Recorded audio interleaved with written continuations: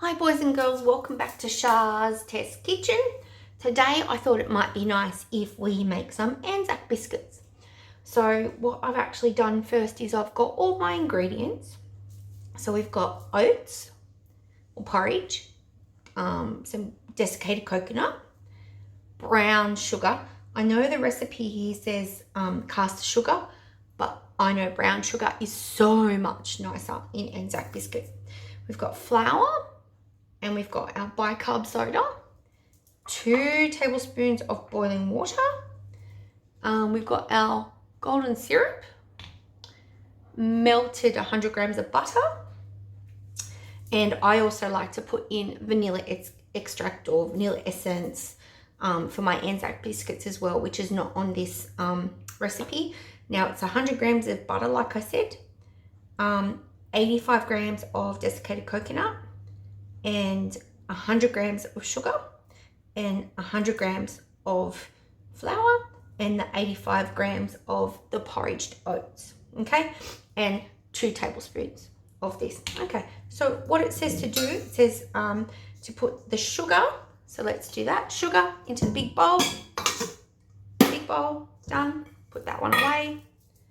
And then it says flour, oats, and coconut. So I'm just going to move that, put the big bowl there. So there's our coconut and oats. There's our flour in the bowl. Sorry for the banging. All right, and it says mix it nice and well. So just give it a bit of a stir. Crush that brown sugar down. All right, so we've done that.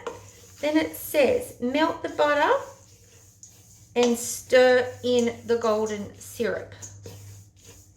Oh, in a small can. So what I'm going to have to do here is I'm going to have to pause the video, and what I'm going to do is I'm going to get put the butter and the golden syrup into a pot and melt it down, and then I'll show you what it looks like.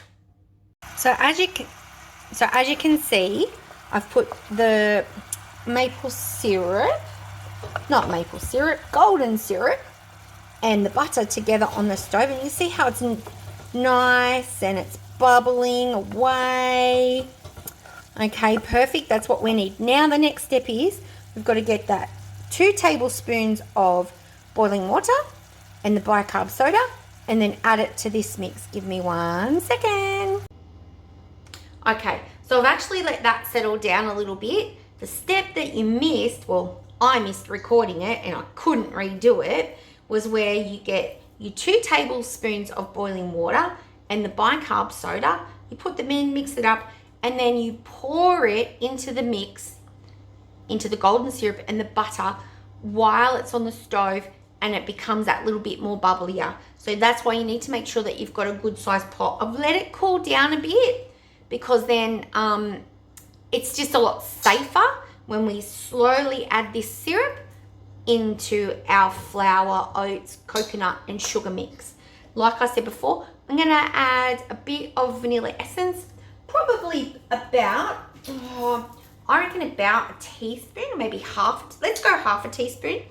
So this is my teaspoon measurement, so I'm only going to fill it about halfway, okay? And we're just going to put that into that mix. And before we put it in, I'm just going to give it another stir around. Okay, now, so we've got our pot here of the mix.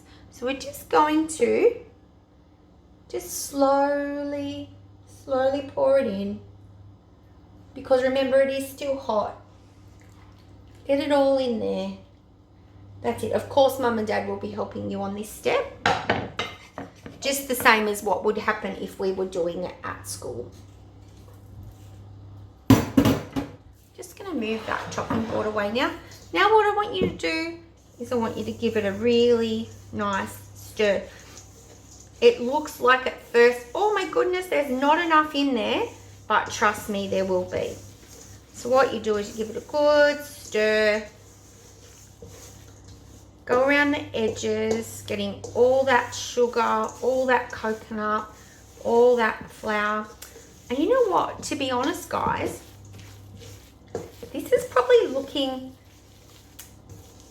like I could probably actually put some more oats in it, because you can see it's a little wet, it's a little sticky. So I'm going to put some more oats in. Hang on a minute. Okay, so I have added probably about another 100 grams of oats, and it's a much nicer consistency. Okay, and there's lots more oats in it, and it's going to be yummy. Okay, so I'm going to change the recipe from 100 grams to 200 grams. Now we need to roll our biscuit mixture out and put it onto a baking dish. So what I use, and I've already rolled out one, is I use this is a soup spoon, dessert spoon, whatever you want. It's good to use a spoon for your portion control. So get your spoon in, shove it off the side, and you can see not heaps, but, and then remember, wash my hands. I'm going to put it in my palm of my hand, and I'm going to roll it out. And then you're going to get a ball about that, and then you put it on your tray. It's so much easier for me to clean up when I use baking paper. Okay, give me a moment. Let's see how many of these we can make. Okay, so we're back. Ta-da! Okay, so what have I got here? I've got 1, 2, 3, 4, 5, 6, 7, 8, 9. And I've actually got enough mixture left to probably make another 6 or 7, I reckon. Now that I've got my balls, they're all rolled up on the tray. What we need to do now is flatten them so that we can make our cookies or biscuits. So you're going to squish it with a fork. Not too much, just squish it down. Use your fingers to help you flatten it out. Just squish it so it's nice and even. And remember, so what I did in between rolling the balls, putting them on the tray and doing the smushing bit, I washed my hands. Now, at the beginning, I should have told you this earlier, I did turn on my oven with the fan force oven on to 180 degrees so that the oven would preheat. What's really important with these biscuits is they go into a nice warm oven, not too hot. So now that it's 180, what I'm actually going to do is I'm going to turn it down to about 140. I'm going to pop these in for about 10 minutes. I'm going to check on them and I'll be back then. Okay, boys and girls. Now, very important. I've just pulled these out of the oven and they are so hot. So obviously, mum or dad or nan or pop, whoever you're going to be cooking these with, will pull them out of the oven for you. What's really important with Anzac biscuits is when you pull them out, they are really, really soft. And if you're like me, I love to eat my cookies straight out of the oven because after they've cooled down for a little bit, because they're really, really nice. But the trick is with Anzac cookies, because as you can see, if you push them, they're pretty soft on the inside. Okay, so we're going to give these a couple of minutes. Now, I did pull these out early. These have only been in for 8 minutes. So make sure you continue to watch them as they cook, because sometimes they actually don't take very long at all to cook. Hi, boys and girls. Okay, back, finished. Now's the important part. Ooh, we get to taste them. Let's have a look. That's why it's called Charles' Test Kitchen. Aren't they delicious looking? Nice and thick. See, I've let them cool. They're still a little bit squishy, but that's okay. I like mine a little bit soft. So you pull it open. Oh, look at that yumminess. Let's have a taste. Yum. Delicious. And you know what I need to go along with this? Oh, and I nearly knocked it over. Is a beautiful cup of tea. I hope you have fun making the biscuits. Oh, still eating.